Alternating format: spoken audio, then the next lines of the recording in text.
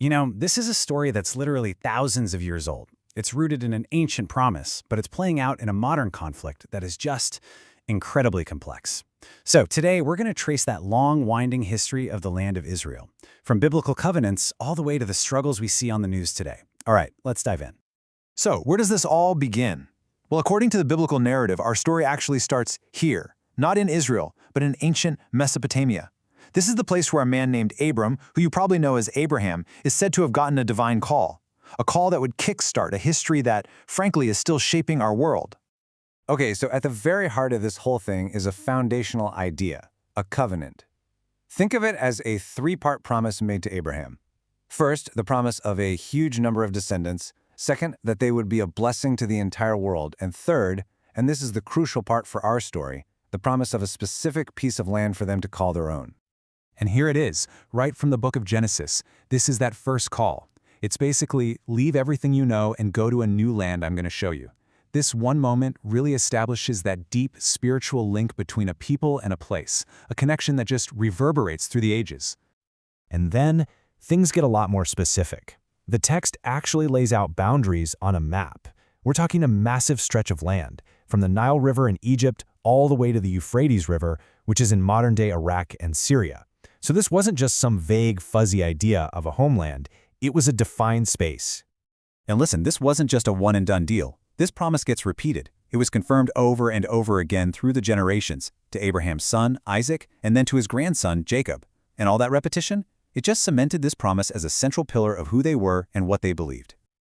Okay, so you have this ancient promise. But here's the thing. Historical reality is a whole different beast.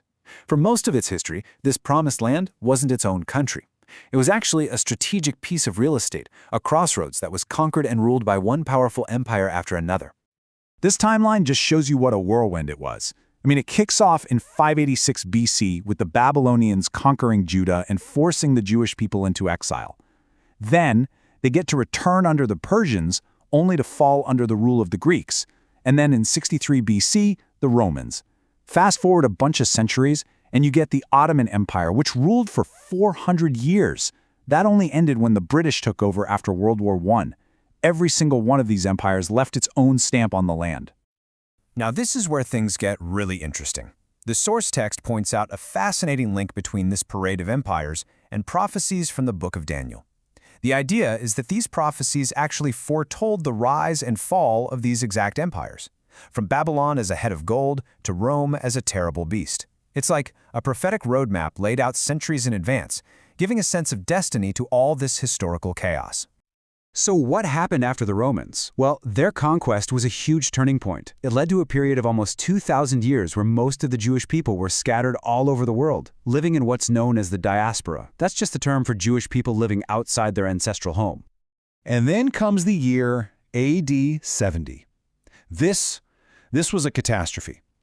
After a Jewish revolt, the Roman army sacked Jerusalem and completely destroyed the Second Temple, which was the absolute center of Jewish religious and cultural life. This one event triggered what's called the Great Diaspora, sending Jewish communities everywhere, from the Middle East to Europe and far beyond. So for centuries, the idea of returning to that land was really just a prayer, a distant dream. But then, in the late 1800s, something changed. That dream started to become a political movement. This was the birth of Zionism, a modern ideology that pushed for one thing: re-establishing a Jewish national home in the land then known as Palestine. And then, the 20th century happens. The unimaginable horror of the Holocaust, the systematic murder of 6 million Jews by Nazi Germany, gave this cause a tragic, undeniable urgency. Suddenly, the need for a safe place, for a sovereign state, well, it wasn't some abstract idea anymore. It was about survival. All of that momentum, all that history, it culminates right after World War II, leading to the fulfillment of that centuries-long dream, the creation of the modern state of Israel. And there it is, May 14, 1948, Israel declares its independence. For one people, it's a dream realized, but for another, it marks the start of a new, painful chapter. Because the very next day, a group of Arab nations invaded, kicking off the 1948 Arab-Israeli War. Fast forward to today, and Israel has really become the center of the Jewish world. Think about this. It's now home to the largest single Jewish community on the planet, representing about 42% of all Jewish people globally. That's a massive shift and a real fulfillment of what those early Zionists had envisioned. But inside Israel, things aren't simple either. Modern Israeli politics has often boiled down to a debate between two big players with totally different ideas about peace. On one side, you've got the Labor Party, which has historically been more open to the idea of trading land for peace. And on the other side, you have the Likud Party, which is more conservative and generally much more hesitant to give up territory for security reasons. And that brings us right up to the present. Because the creation of Israel in 1948 also ignited the Israeli-Palestinian conflict, a fight over land, over identity, and over who gets to rule, a struggle that has now been going on for generations. This conflict has had so many flashpoints. You have the 1947 UN plan to split the land, which was accepted by Jewish leaders but rejected by Arab ones. That led directly to the 1948 war, which created a huge Palestinian refugee crisis. Then, the 1967 Six-Day War, where Israel captured the West Bank, Gaza, and East Jerusalem. Yeah, there have been glimmers of hope, like the Oslo Accords in 1993, but also terrible periods of violence, like the Second Intifada that started in 2000. So why is this so hard to solve? Why has peace been just out of reach for so long?